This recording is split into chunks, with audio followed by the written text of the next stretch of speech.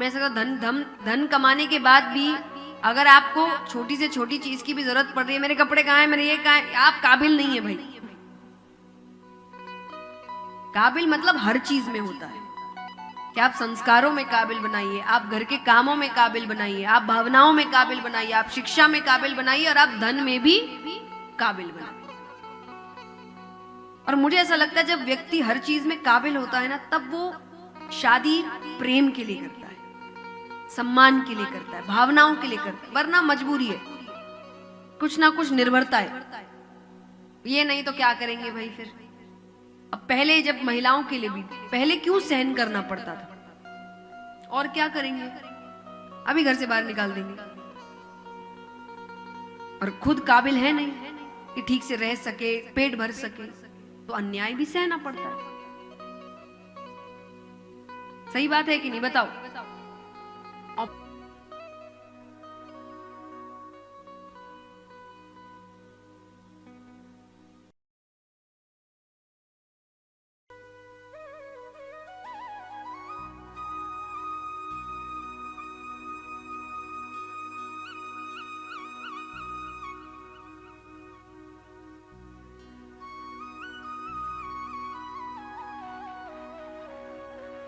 बोली कृष्ण कन्हैया लाल की।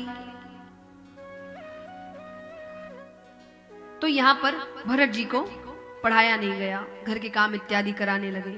अब घर वाले कराते सो कराते, बाहर वाले भी कराने लगे। अब बाहर वाले कहे भरत जरा ये काम कर देना, जरा ये सफाई कर देना, जरा बच्चे को संभाल लेना, तो सब कर दे। उनकी इस सरलता को लोगों ने उनकी मूर्खता समझा और उनका नाम रख दिया जड़ भरत। क्या नाम रखा? जड़ माने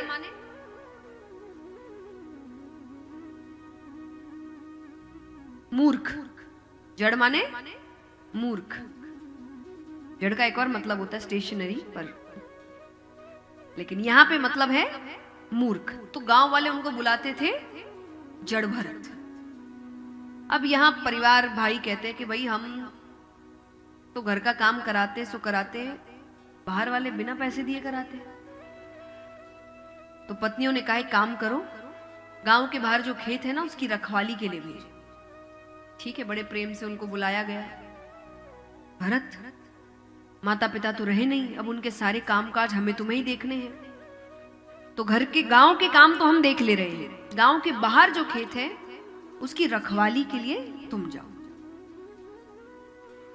और हम भोजन पहुंचा दिया करेंगे, पर तुम वापस नहीं आना। सीधे साधे सब मान जाते थे, चले गए। वहां न रहने की व्यवस्था, न खाने पीने की व्यवस्था। 1-2 दिन भोजन आया, फिर बंद हो गया।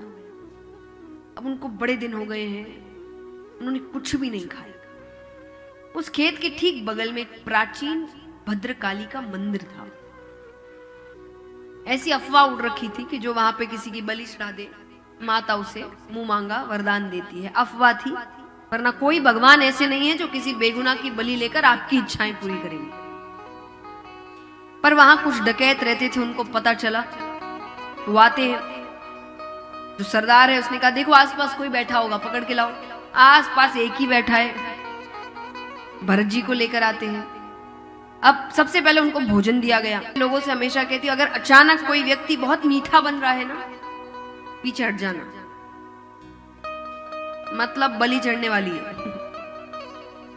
अति किसी चीज की अच्छी नहीं होती। अति मीठा भी कोई है तो मतलब कुछ गड़बड़ है सामने वाले में। इंसान है तो 1-2 खामियां होगी, और अगर नहीं दिख रही है तब वो झूठा है, मतलब वो सच्चाई नहीं बता रहा। तो यहां पर उनको बड़े अच्छे कपड़े दिए गए, सब भोजन दिया गया। वो तो दोनों हाथों से खाने लगे, इतने भूखे हैं। अब उन्होंने एक डकैत को अपने पास बुलाया और कहा कि आज कोई उत्सव है क्या, मुझे इतना अच्छा भोजन दिया जा रहा है। डाकुओं ने कहा नहीं, आज तुम्हारी बलि चढ़ाई जाए। भरत जी कहे काम करिए, मैं यहीं रहता हूं, आप रोज मेरी बलि चढ़ा दीजिए, पर मुझे भोजन दे दीजिए। उनको बलि तक का मतलब नहीं पता। शिक्षा, कई बार आपके साथ अन्याय हो रहा होता है, आपको पता ही नहीं होता जो हो रहा है वो अन्याय है, क्योंकि इतने वर्षों से हो रहा है तो सबको लगता है भाई कईयों के साथ होता है, और आपको समझ नहीं आ रहा ये गलत है, ये नहीं हो सकता। तो वो कहे मेरी बलि चढ़ा दिया करो, वो हंसने लग गए होगा, इसको बलि का भी मतलब नहीं पता। सरदार का अच्छी बात है ना, कोई भी कहानी सुना के बलि चढ़ा देंगे। तो उन्होंने कहा तुमने सही कहा, आज उत्सव है, हम सब दर्शन करने जा रहे, तुम भी चलो। हाथ जोड़ के सर झुकाकर बैठ जाओ। उन्होंने नेत्र बंद किए, बैठ गए। तलवार निकालते हैं, बलि चढ़ाने लग रहे हैं कि वहां पर साक्षात मां भद्रकाली आती है। बोले काली महाकाली मात की।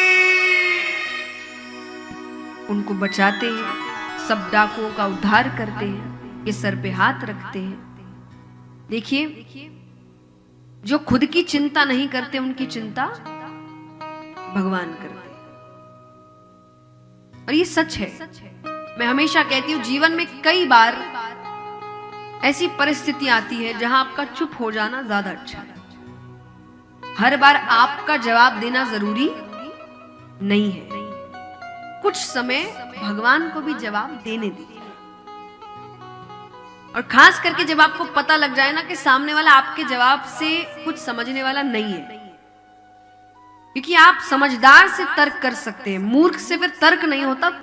और जब वो जवाब देते हैं तो सामने वाला नहीं पूरी दुनिया सुनती है। तो जीवन में कभी कभी ईश्वर को जवाब देने दीजिए, और उसके लिए थोड़ा धैर्य रखना पड़ता है। वो हमारे अंदर, आज का इंसान तो इतना स्वार्थी है भाई, भगवान एक काम ना करे वो भगवान बदल ले। हाँ कि ना, यहां काम नहीं बन रहा, कहीं और प्रसाद चढ़ाते हैं। थोड़ा तो इंतजार करो, इसीलिए भक्ति करी थी क्या खाली काम बनते जाए आपके? फिर भक्त कहां से हुआ? ये तो नास्तिक इंसान भी कर ले। कोई नास्तिक को अगर मैं कह दूं भाई मान लो तुम्हारा फायदा है, सारे काम बन जाएंगे, वो भी मान लेगा। फिर आप क्या भक्त हुए? भक्ति तो वो है ना जब आपके हिसाब से चीजें नहीं चल रही, फिर भी आप कहे मुझे भरोसा है, वो मेरा गलत नहीं कर सकता। सारे भक्त ऐसे ही हुए। आप किसी भी भक्त को देखिए, किसके पुकार पे भगवान पहली बार आएगा? कोई भी ऐसा हुआ? सब में समय लगाया। इसलिए भगवान कहते हैं कि मैं तो कब से कहावत इतनी प्रसिद्ध करके रखा हूं कि भगवान के घर देर है अंधेर नहीं। आऊंगा पर देर लगेगी, तुरंत नहीं आने वाला, क्योंकि वो परीक्षा लेते हैं। किस बात की?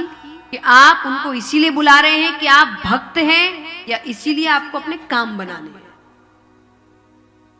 और जब जीवन में विपरीत परिस्थिति आती है ना, अधिकतर व्यक्ति भगवान का साथ तभी छोड़ते हैं। हम नहीं मानते, है ही नहीं। भगवान के बस यही तो टेस्ट था, यही तो पता कर रहा था मैं कि कितना भरोसा है तुझे। और अधिकतर लोग वहीं साथ छोड़ते हैं भगवान।